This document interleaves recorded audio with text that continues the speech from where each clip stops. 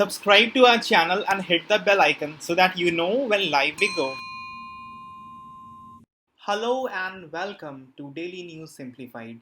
In the next 30 minutes together, we'll be learning for the civil service examination from today's newspaper. The articles we will be taking up for learning from today's The Hindu Delhi edition has been tabulated on your screen.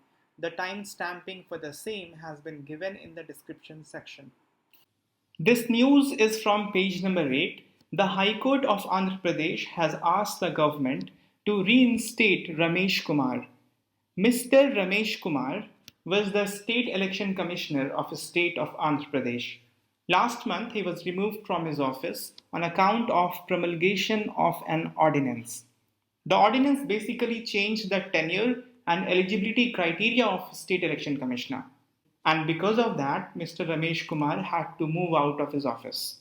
But Mr. Ramesh Kumar filed a petition in the High Court of Andhra Pradesh. And this news we covered in the DNS dated 14th April 2020. Yesterday, the judgment of the court has come on this particular issue. So we'll do it again, and this will kind of complete this topic for now, because the case is going to go to Supreme Court as well. Before we come to the judgment, I'll just quickly tell you the issue without going into the political positioning between the Chief Minister and Mr. Ramesh Kumar. Mr. Ramesh Kumar actually extended the date of elections to the local bodies on account of COVID-19. But the Chief Minister was not impressed by the decision, and Chief Minister said that Mr. Ramesh Kumar took the decision without consulting him or his cabinet. Further, the state government also submitted in the High Court that the decision to promulgate ordinance was not against Mr. Ramesh Kumar, but this was done to give light to long pending electoral reform in the state. The ordinance made amendment to the Panchayati Raj Act of the state, and there were two major changes. First, the ordinance changed the tenure from 5 to 3 years. Mr. Ramesh Kumar was already serving for more than 3 years. So he stood disqualified to hold the office any further. The ordinance also changed the eligibility criteria for appointment of State Election Commissioner. So far, the State Election Commissioner had to be an officer of the rank of Principal Secretary and above. But now, after the ordinance, he had to be the one who has served as High Court Judge. Mr. Ramesh Kumar was an IAS officer. He was not a High Court Judge. So because of this criteria also, he stood disqualified to continue in the office. After forced removal of Mr. Ramesh Kumar, the state of Andhra Pradesh appointed a retired judge of the High Court of Andhra Pradesh as a state election commissioner. But in yesterday's judgment, the High Court of Andhra Pradesh has struck down the ordinance, and the court has directed Mr. Ramesh Kumar to be reinstated immediately. And Mr. Ramesh Kumar is already on his way to join the office from Monday. What is of interest for us here is the argument that the court has presented to give the judgment. Whenever an important judgment from High Court and Supreme Court comes, you must look at the argument which the court has made to give the judgment, because they become very important pointers for mains answers. First of all, the court has said that the power conferred under Article 213, the power of promulgating ordinance by the governor, that is not an absolute power, but was conditional upon the satisfaction that circumstances existed for such an action. Basically, the court has reiterated what Supreme Court already has said in many judgments. You must know that in Krishna Kumar Singh versus the State of Bihar case, Supreme Court held that authority to issue ordinance is not an absolute entrustment, but is conditional upon satisfaction that circumstances exist rendering it necessary to take immediate action. So High Court and Supreme Court cannot question the authority of governor or the president to promulgate ordinance. But whether such a condition was prevailing which asked for immediate action can be probed by the court. That exactly has been done by the High Court of Andhra Pradesh, and this is one reason why the ordinance has been struck down. The court has said that there is no public interest or constitutional necessity to take immediate action by the governor for promulgation of ordinance. Court has used very strong language. Court has said they, the Chief Minister and the Council of Ministers on whose advice the Governor promulgates ordinance, they brought narcissist ordinance to remove him, Mr. Ramesh Kumar, and to bring the person of their choice. Narcissist is the person who is self-centered, looks at the interest of oneself. In this case, the administration is being referred to as narcissist, which is serving its own interest rather than the interest of the people. The court also has made reference to a very important principle which you must take note of. The court has said that it is actuated by fraud on power. The ordinance has been moved by fraud on power and does not qualify the test of rationality and reasonableness as is specified in Constitution of India. Implicitly, not explicitly specified, but court via various judgment by interpreting Article 14, 19 and 21 has given many principles. One of the principles is the test of rationality and reasonableness. This was given in Menka Gandhi case. Menka Gandhi's passport was seized by the government of the day and hence she was disallowed to visit the foreign nation. In that case, Supreme Court came up with this test of rationality and reasonableness. See, Article 21 of Indian Constitution says that no person shall be deprived of his life or personal liberty except according to procedure established by law. The court held in Menka Gandhi case that procedure under Article 21 of Indian Constitution must be just, fair and reasonable, established by just, fair and reasonable law. The law passed will be tested on this principle of being just, fair and reasonable. Even if the law is just, fair and reasonable, the action that the executive is drawing from it, that action will also be tested, whether that is just, fair and reasonable or not. The High Court of Andhra Pradesh, invoking this principle, has said that the ordinance is not appealing to us because after removal of Mr. Ramesh Kumar, the retired judge of High Court who has been appointed as the State Election Commissioner, Justice Kanag Raj, is 77 years old and his age has been mentioned multiple times in the judgment. The two-judge bench said that no election commissioner serves after 65 years of age. And when you are making changes on the plank of electoral reform, you cannot be doing this. You cannot be appointing a person as state election commissioner who is 77 years old when nowhere in the country, whether in the union or the state, anyone is serving as election commissioner beyond 65 years of age. That seems unreasonable. Further, the court mentioned that ordinance was in violation of Article 243K, which states that state election commissioner should not be removed except in the same manner as provided for a High Court judge. And a High Court judge cannot be removed except in the same manner as provided for a Supreme Court judge. And Supreme Court judge and High Court judge cannot be removed by state government. And that is why perhaps the state government of Andhra Pradesh adopted this tool of changing the tenure and eligibility criteria because that is one way in which they can remove. The court also observed that holding free and fair election is part of basic structure of the constitution and that it has to be protected forever. These are the four major arguments that the court has put forward to give the judgment. The arguments given by the court are very important for you to note for the mains examination. That will not only enrich your knowledge of polity and governance, but that will also give a direction, the line of argument which you must take in the answers. Let's quickly look at what Article 243K says. Article 243K was inserted by 73rd Constitutional Amendment. 73rd Constitutional Amendment was regarding Panchayati Raj. Article 243K protected the independence of a state election commission. It has two important provisions. One is regarding the removal procedure. It says that though the state election commissioner is appointed by the governor of the respective state, he will be removed by the president only in the manner a judge of a high court is removed. And secondly, although the condition of service is determined by the governor, but it cannot be varied to his disadvantage after the appointment. And this is one of the important provisions that Mr. Ramesh Kumar put forward in the court to make his case.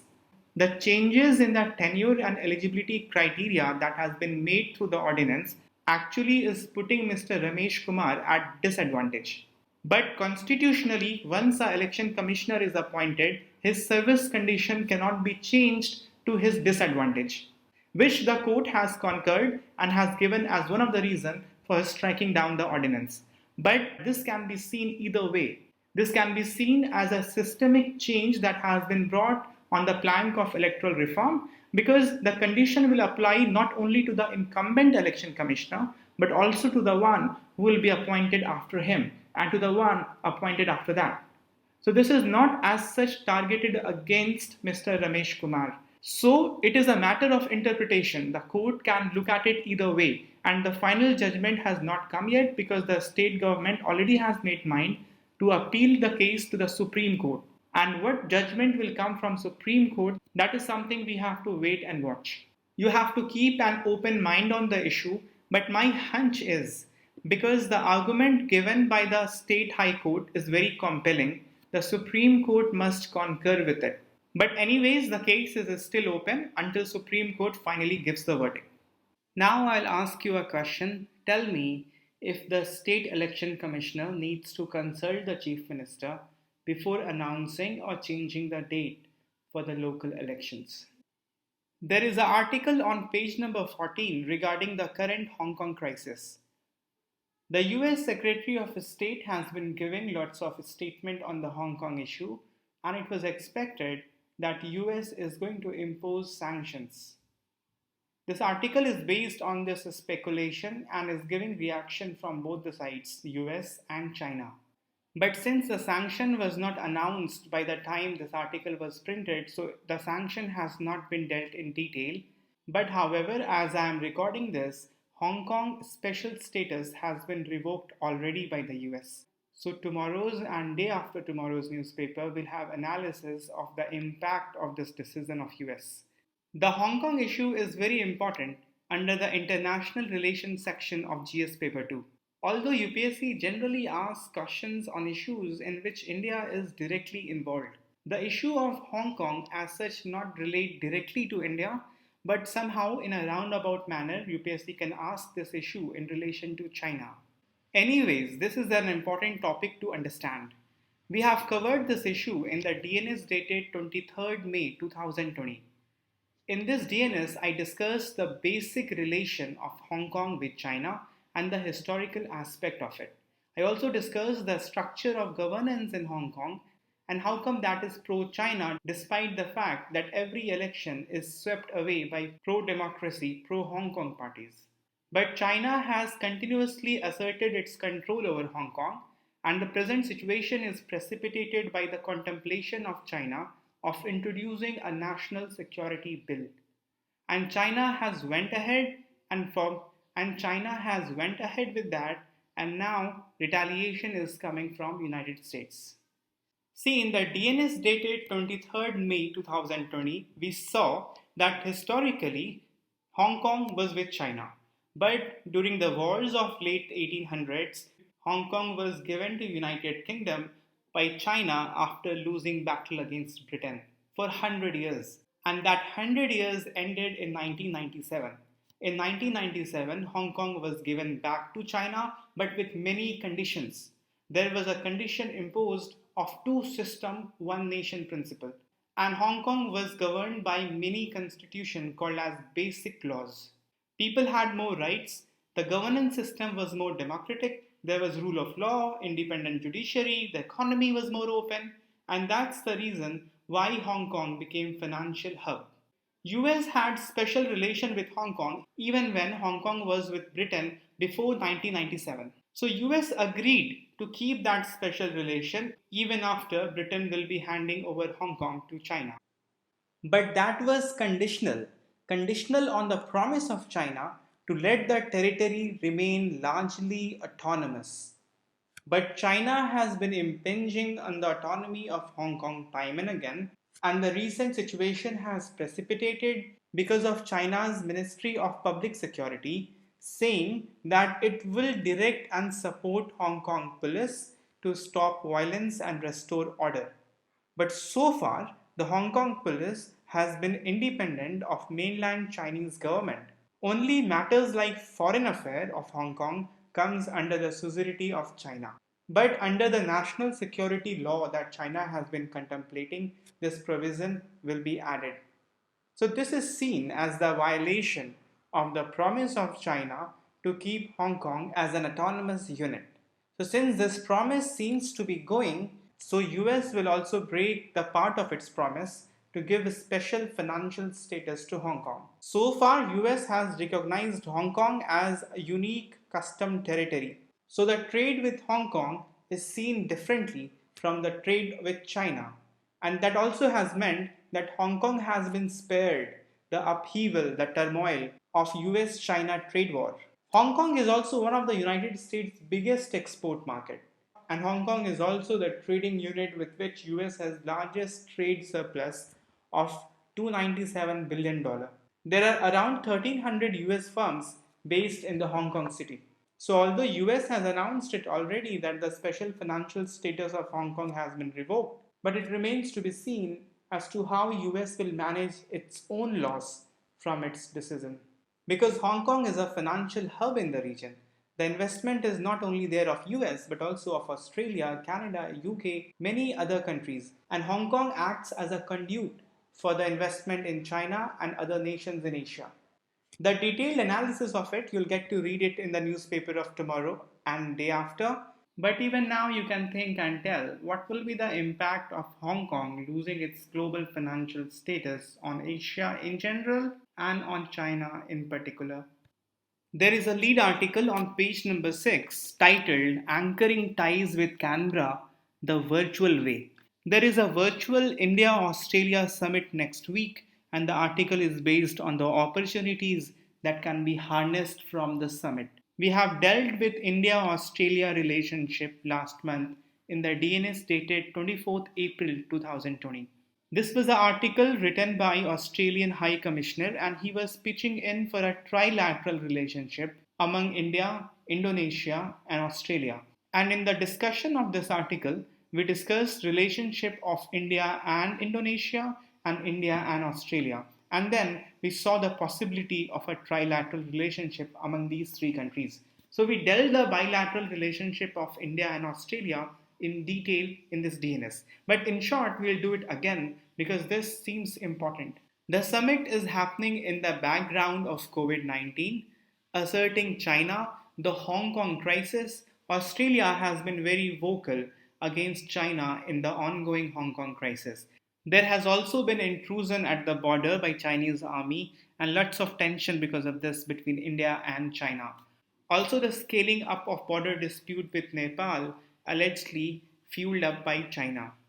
In this unstable geopolitical environment, there is a lot that can be discussed between India and China, and the article discussed the possible area of cooperation. Let us first discuss the ongoing area of cooperation between India and Australia.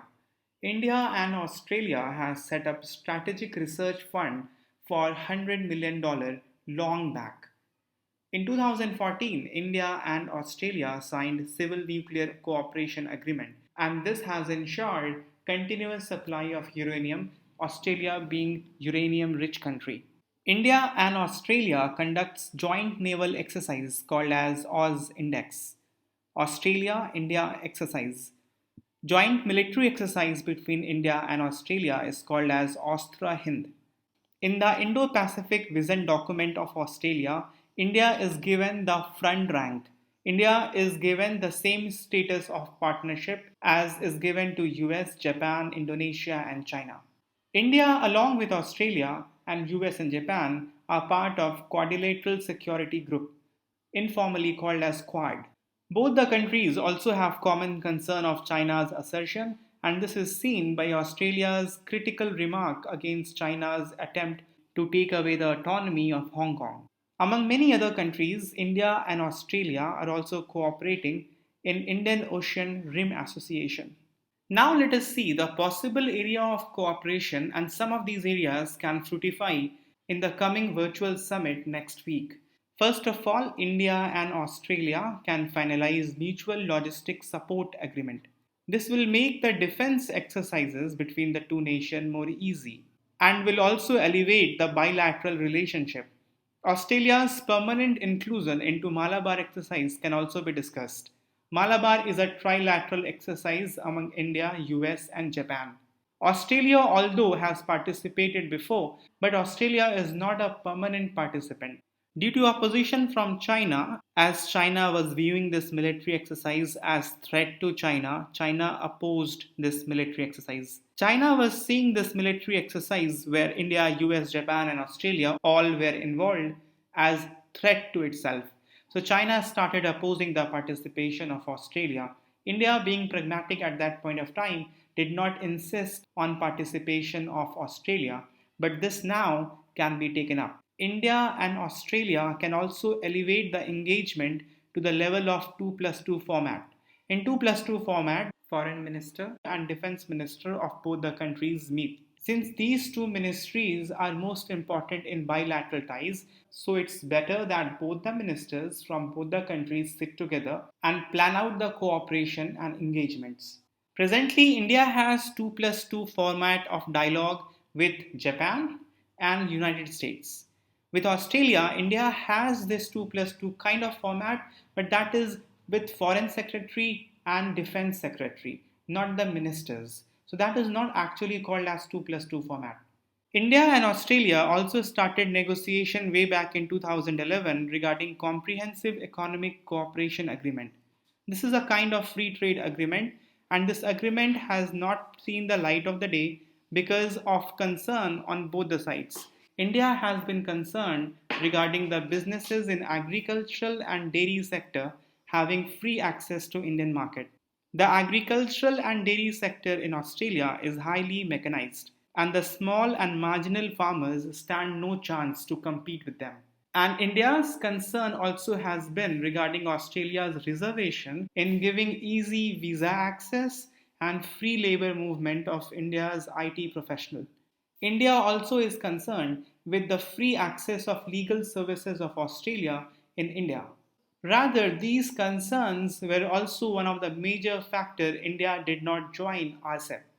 But some negotiations, some give and take, some bargain can be done on both the sides to reach to an agreement. India can seek Australia's expertise in food and processing industry. Australia has shown extraordinary performance in paddy cultivation in relatively arid lands. So, learning experience can be shared. Australia also has excelled in mining technology and clean coal technology. Coal is going to be major fuel in India till 2040, and mining and clean coal technology will be very helpful for India. Then, certain other things you can think of which can become the area of cooperation between any two countries as such. For example, global supply chain. By sharing the data on industries, India and Australia can strengthen the global supply chain. Also, e-learning and education can be another area of cooperation between the two countries. You have to keep an eye on the newspaper next week to see actually what comes out of the virtual summit between India and Australia. Now let us do the prelims summary.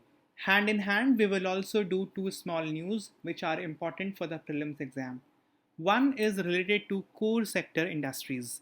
It has been mentioned in today's newspaper that the core sector output has shrunk by 38%. A quick recap of core sector industries will be worthwhile.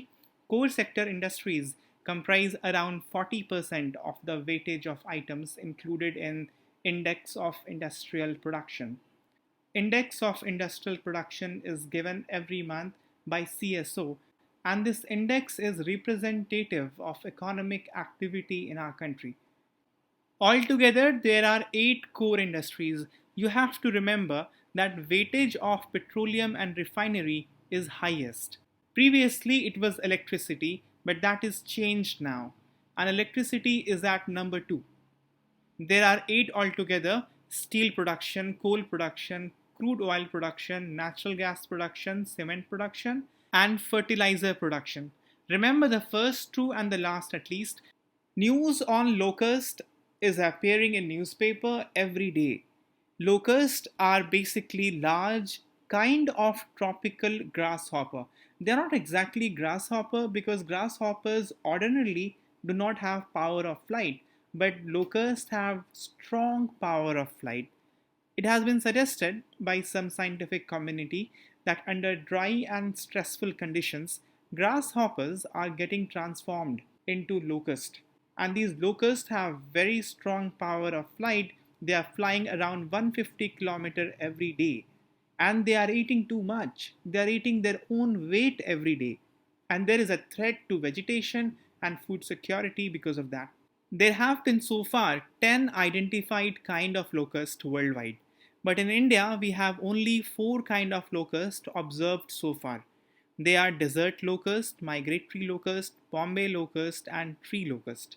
There is a body called as Locust Warning Organization under Directorate of Plant Protection, Quarantine and Storage in Ministry of Agriculture and Farmers Welfare. And this body is responsible for monitoring, survey and control of locust. Presently, Locust Warning Organization have been giving many advisories to deal with this problem of locust. Also, there is a provision that at time of locust emergency, the funds from the other schemes of Department of Agriculture and Cooperation and Farmers Welfare can be diverted to deal with the issue. The epicenter of locust problem is Horn of Africa. Mainly Ethiopia and Somalia. These two countries are worst affected by the locust attack. And the locusts, because of the cyclones in the Arabian Sea, have been coming far off, traveling the Red Sea and the Arabian Sea and the desert of Rajasthan, and now even reaching up till central India. In 2019, the rabi crops of Rajasthan and Gujarat has been already damaged. The present locust infestation is not deadly because harvesting of rabi crop already has been done. But there is a threat. The threat is that these locusts on the onset of monsoon are going to breed and the new generation is going to stay, and that will create problem in the Kharif season. So think a little and tell me how we can deal with the problem of these little insects. Earlier in the discussion, we saw an important Supreme Court judgment, Kishan Kumar Singh versus State of Bihar case. I hope you are making a list of Supreme Court judgment because that is going to be very handy in writing the answers of GS paper 2. In Kishan Kumar Singh versus State of Bihar case, Supreme Court held that authority to issue ordinance is not absolute, but is conditional upon satisfaction that circumstances exist, rendering it necessary to take immediate action. We also saw that in Menka Gandhi case, Supreme Court devised a principle that laws must be just, fair and reasonable. We also saw Article 243K provides autonomy to State Election Commission, and it says that State Election Commissioner cannot be removed except in the same manner as provided for a High Court judge. And you would already be knowing that Malabar exercise is a trilateral naval exercise among India, US and Japan. With this, we have come to the end of the discussion. Now we will take question of the day. The answer to the question of the day for yesterday is option C. Depsang is a region in Ladakh, not in Himachal Pradesh. The other two options have been matched correctly. The question for the day for today is an easy one. Which of the following industry has highest weightage in core sector industry? Electricity, coal, petroleum and refinery, or steel? With this, we have come to the end of the DNS for today, but I will recommend you to attempt the questions of the DNS quiz. Until next time, goodbye, take care.